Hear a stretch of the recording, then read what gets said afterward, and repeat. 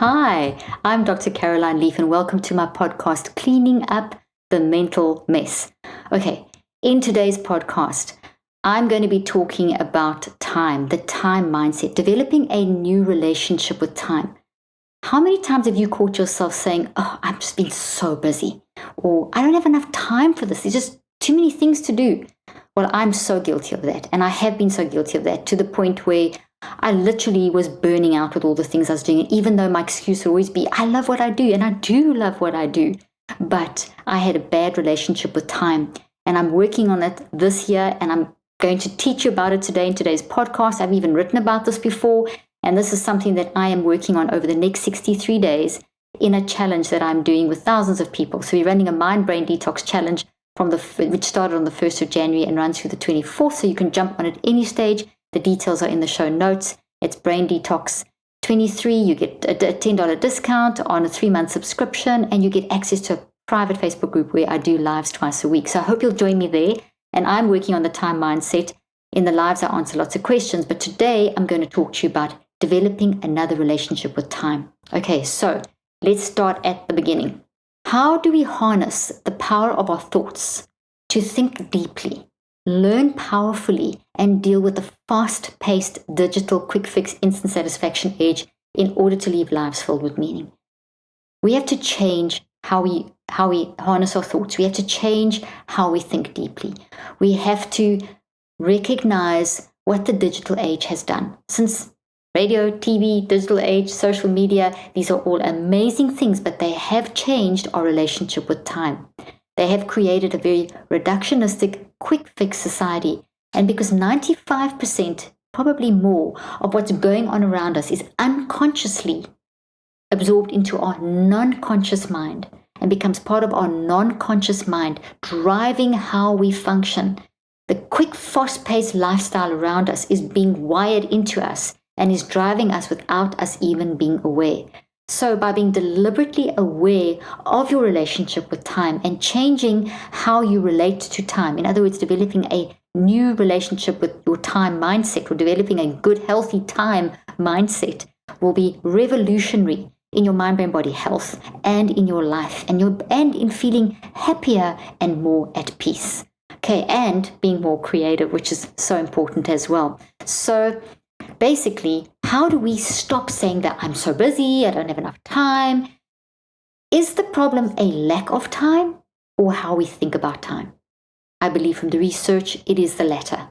How we think about time is going to influence how we feel about time.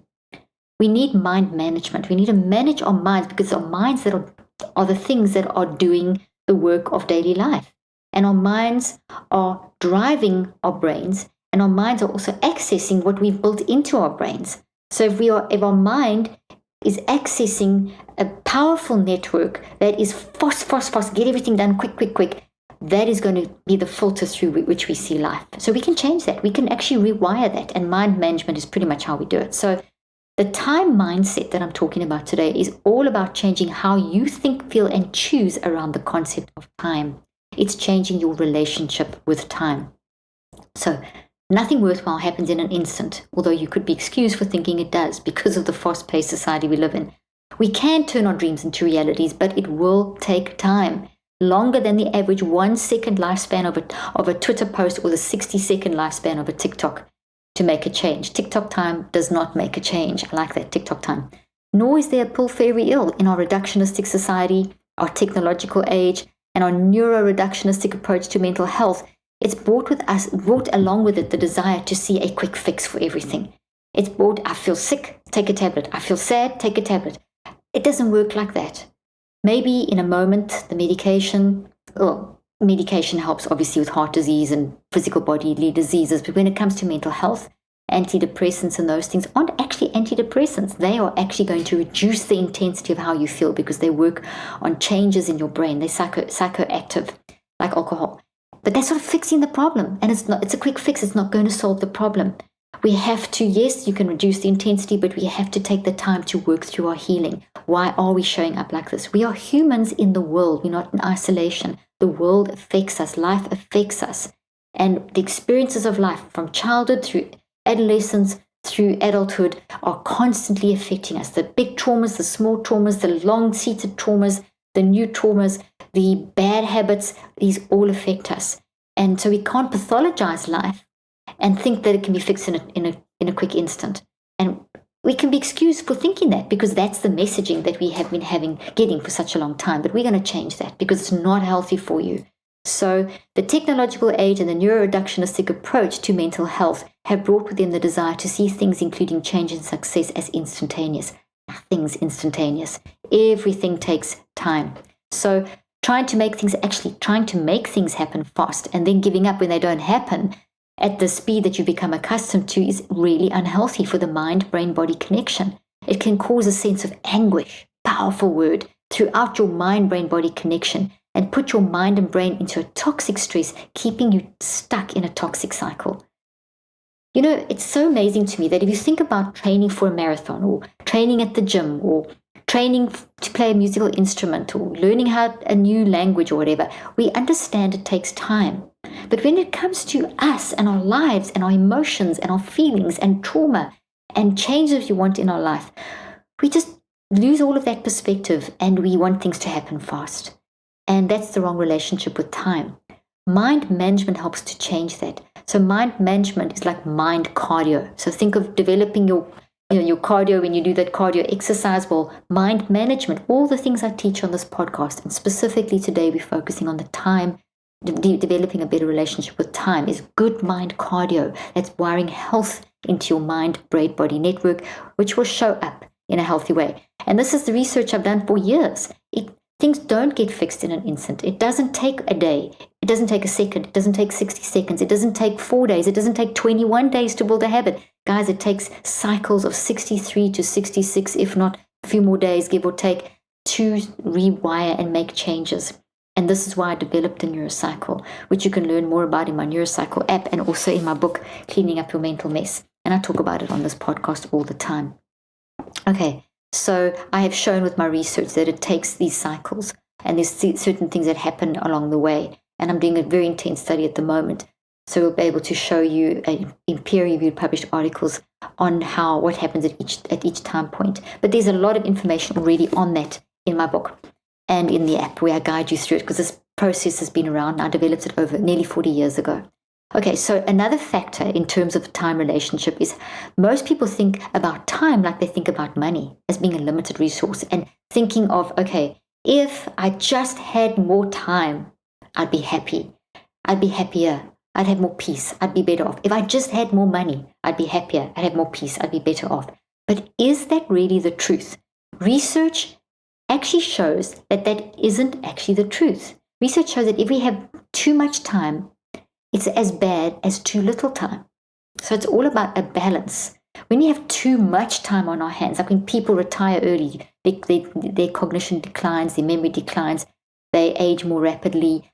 And when people sit around and just don't know what to do with their time, it's fine for a few days, and then people start getting very bored and get depressed, etc. So there's a lot of research around this area. And Cassie Holmes, who's a professor at UCLA, has done a lot of work around this concept as well. So basically, it's a research shows that if you have both too little time and too much time on our hands, we feel unproductive. And this can affect our sense of purpose and affect our values. So it's not the extremes that count, okay? Too much or too little, but finding a balance that works for you to give you a sense of peace and happiness. So we're not supposed to do nothing.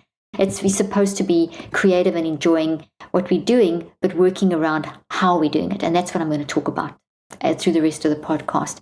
Another factor is when the business of life is unmanaged, and I talk about this so much. If you just go through the day-to-day things of just the routines of the day without actually looking back at consciously and deliberately how you are managing that reaction to your boss, that reaction to your loved one, to your partner, to your kids, to those emails, to those texts, to your work, to the traffic, to the whatever. If you're not managing that, which is what I'd help you to do with a neurocycle, the day-to-day stresses plus the big stuff that we need that will create patterns in our life. If you're not managing that, we become very distracted. It causes all kinds of problems. When it comes to time, we become very distracted. And we can miss and become oblivious to the beautiful, simple things of life, like a beautiful sunset. I'm sitting here in my office in Miami, and you can see the sea in the background. Beautiful view. I have a beautiful view of the sea, beautiful beach down below. But if I'm so busy, I'm not going to even appreciate it. And there's been some days where I've been so busy that I have not appreciated what I'm looking at.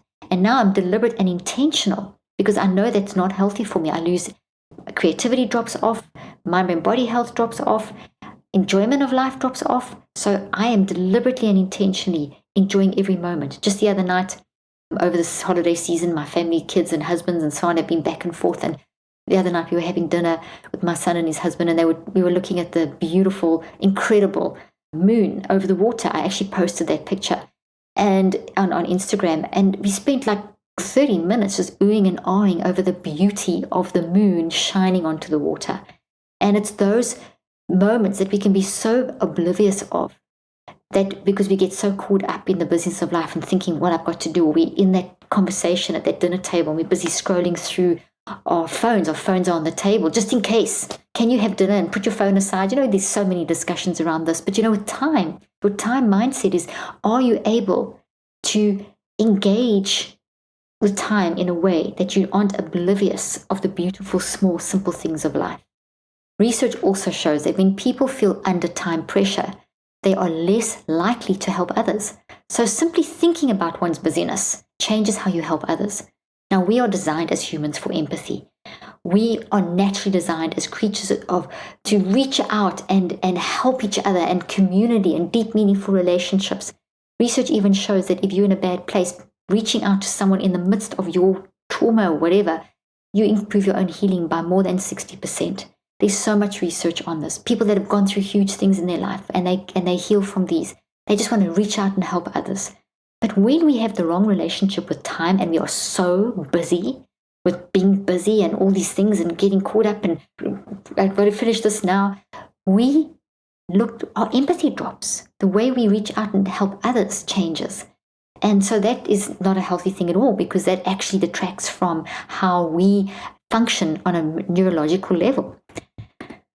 Research also shows that we have a time bias. When we think we will have more, there's like a time bias. So there's this thing that we have as humans that we think, okay, I'm too busy now, but in a month's time or 2 months' time, I'll have time to do it. And so someone asks us to do something, and we'll say, I can't do it now, but I'll do it in a couple of months' time. Well, research has shown that this is called a time bias. And that actually, if you can't fit it in now, the chances of you being able to fit it in a month or two's time are very, very unlikely. And the other thing that you need to ask yourself is, if you can't fit it in now, why? Is it because it's something that's not really that important, or something that doesn't align with your values? Is something that you don't really want to do? Something that you don't need to do? Are you maybe just people pleasing and saying you'll do it? Maybe it's something that you need to say, okay, I'm interested in this, but this doesn't fit in my schedule for this year. So when I am ready, I'll come back. But to think that we'll have time in a month's time, we get there a month later and we think, oh darn, now I've got to do this on top of everything else and I'm still busy and I still don't have that extra time. So we have this kind of distorted perspective that if I'm busy now, I'll have more time down the line. But it doesn't. It just accumulates. The way to create more time and expand time is by you recognizing, number one, as I've been saying, that we have wired in this fast-paced way of thinking. So we need to stop and be conscious and deliberate and aware that things take time. Healing takes time. Change takes time, like going to the gym. And that instant quick fix isn't a good thing. Just giving up if you don't do something quickly and you just give up because it didn't work out, those things are not healthy for you. Secondly is actually becoming aware that you're so distracted by your busyness that you're missing those very important moments of simple things that actually influence your mind, brain, body health, as well as your creativity and intelligence. You also miss how you help the chance to help others, which is not healthy. So then you think you'll be less busy, but you won't be less busy. So there's quite a few things that get messed up when we have the wrong relationship with time. So research also shows that thinking about time as a limited resource that you don't have enough of can lead to making decisions that will overextend us and make us exhausted. So when you think of time as this limited resource, this is all I've got to fit it in this time, you're going to feel yourself pressured to make decisions. And those potentially may not be the right decisions and may lead to you overextending yourself and getting burnt out and overwhelmed. But if you see time as, oh, hang on, I don't have to give an answer now. I don't have to respond to that email right now. I don't have to do this right now. Time keeps going on. I just have to know how to use that time best. I'm going to take time to think. You may not give the answer immediately, but that's good because you're going to have time to think deeply. We've lost the art of thinking deeply because we're hurrying ourselves to answer quickly. So take time to answer that text. Even if you send the text saying, hey, I need a bit of time to think about this. So you've responded, but you haven't overcommitted or overextended or something. The other thing that research shows is that we can develop such a poor relationship that shrinks time that we get caught in regrets. Oh my goodness, I've lost time. I've wasted time. And you can get yourself just saying that makes me feel anxious. I've wasted time. And you feel that that time is limited and now that you're never going to get that back. No, you won't get that time back. But if you spend this moment worrying about that moment, you've lost more time. And that's making things more negative. And you're losing more time, and it's like this negative cycle set up. So a better way is actually to stop yourself and to say, okay, acknowledge it, gather awareness, acknowledge your emotions, and reflect on that, and write it down. Do a neurocycle, recheck, an active reach, do the 5 steps of the neurocycle to say, okay, I did this. It was a waste of time. I did lose time. But what have I learned what not to do? In that way, you expand, and it's not this limited, strict structure that is confining you to regret and anxiety and anguish, but it's expanded. Now, what can I learn from that you bring into this moment? So this next moment doesn't become this very distorted and toxic moment that impacts your healing and impacts your functioning and impacts your relationships and bubbles over into all kinds of other things like a virus. It can be a virus if you don't get that under control. So you may have to see, if that's a big issue in your life, you may need to commit to spending 63 days in the neurocycle daily working on, okay, I keep regretting time. What can I do about this? And practicing. That's what the neurocycle will enable you to do. Okay, next thing is when people consciously think about time, like I've been saying, when you consciously and deliberately think about time, you're more inclined to plan things that will make you happier, like social connection and doing fulfilling things. So developing a healthy relationship with time and saying, okay, I'm going to give myself time to answer. I'm not going to spend hours regretting. I'm going to learn from that experience. I'm aware of the technological age making me could have lived in a TikTok time zone.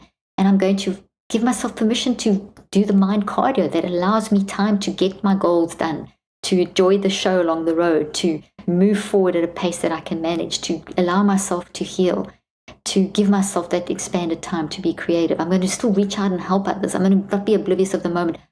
Conscious, deliberate, intentional decisions like that will change your relationship with time.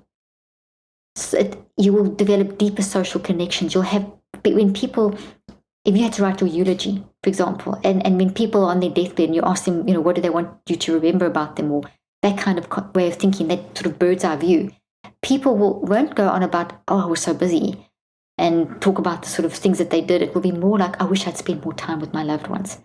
I wish I had spent time in that relationship.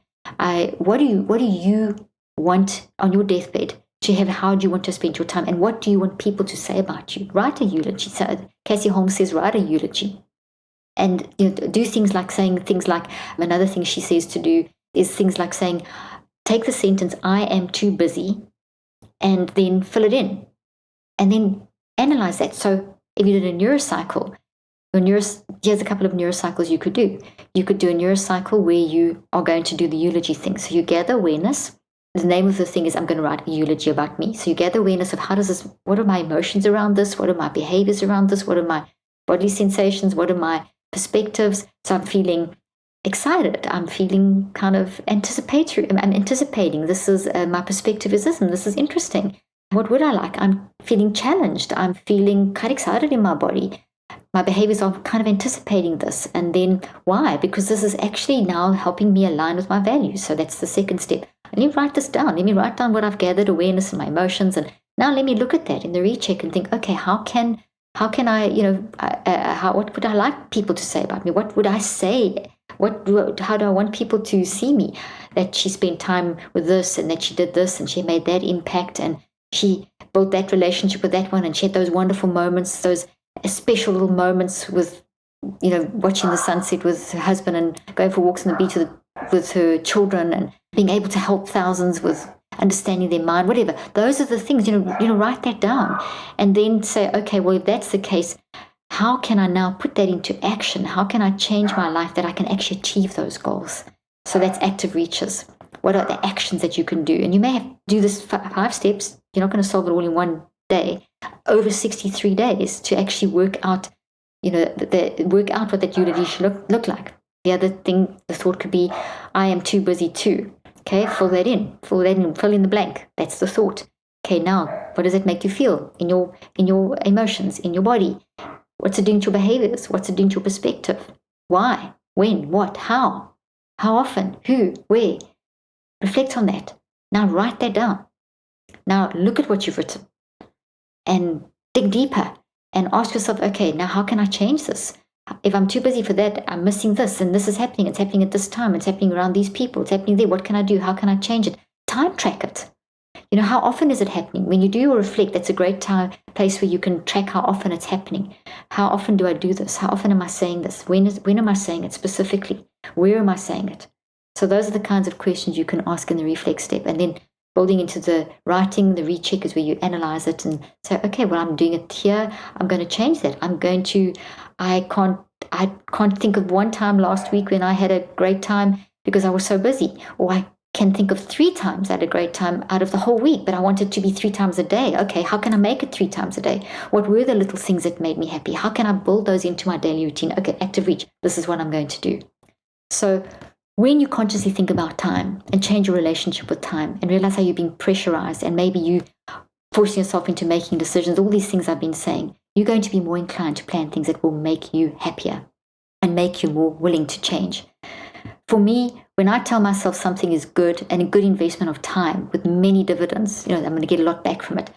That mindset, that time mindset, that this is a good investment of time, then it changes how I work creatively and how I feel inside of myself. So if I have a task to do, like for example, preparing a podcast, and I say, okay, I'd like to finish it in half an hour, the planning, or an hour, or whatever. But you know what? I'm going to think deeply and I'm going to enjoy this and I'm going to flow with time. And I've got this plan, but I've got the possibilities mindset. I might not finish it, but I'm going to get deep with the time. I'm going to enjoy this moment of time to develop myself. And I'm going to go in with that because I know I'm going to get multiple dividends from how much quality time instead of just trying to rush and put something together. That will shift. It changes my neurophysiology, changes my network, increases my creativity, my intelligence, and I'll prepare a better podcast. Or if going into a meeting, whatever, going into a discussion, how you go in, your time mindset is going to influence everything. So if I go in saying, I've got to get this done at this time, I'm going to get very anxious. It will affect my creativity and how I handle that situation. So that's just an example from my life that I'm working on. So deliberate, intentional thinking about time will lead to us spending time in ways that are more aligned with our values that will make us happier. So often when we don't have a decent relationship with time, we are doing things that aren't aligned with our values and that are causing anguish and challenging our mind, brain, body health and not making us happier. So I hope this has helped you today. I'm going to end off with just giving you one more little simple example of a time mindset neurocycle that you could apply. So the 5 steps are to gather awareness, reflect, write, recheck, and active reach. So let's say that you're working on something in your life that is something that you are a healing process that you're going through, and it's taking time. And you get in there, maybe you're on the detox challenge with me or something like that. And then someone makes a comment, a loved one or a friend or a work colleague or someone says, wow, why are you taking so long? I thought you'd got over that. I thought you'd dealt with that. And you feel like totally thrown and you start sabotaging yourself by saying things like, oh my goodness, maybe I'm a failure, etc. So this is, why aren't I doing this quicker? I should be doing this quicker. Other people do this quicker. So there is a distorted relationship with time. And this distorted time relationship is you sabotaging yourself on your healing journey because of what someone else has said. So that's the name of the thought. Now gather awareness. How does it make you feel? What is it doing in your body? What is it doing to your behaviors? What is it doing to your perspective? Now reflect on that. Reflect on when is it happening? Time track. How often? What exactly? Where? How often? So the when, what, where, how often. Okay? Write that all down. Add to that, expand that, roll back around those 4 signals and those questions of when, where, what, how often, time tracking. Now, recheck, look at what you've written. What can you do to change this? What could you do? You could say, oh, okay, well, maybe that person is saying that because they don't understand. So if I explain to them that this is the journey that I'm on, this is what I've done, this is how I have changed, this is how I'm working through, this is how time changed. You can explain the whole how it takes to rewire the brain, then that changes. That could be something that's a different perspective you could provide. So that could be one thing that's how you would reconceptualize it in your step 4. Then your active reach would be, okay, set a time and go and actually have that conversation. Well, thank you for joining me today. I hope this has helped you. I hope that you jump on that neurocycle app and change your time mindset and start enjoying time. As you can see, the sun is setting behind me. So I'm going to go now for a walk on the beach with my dogs and my husband and enjoy this beautiful sunset and enjoy the time that I have doing that. See you next time.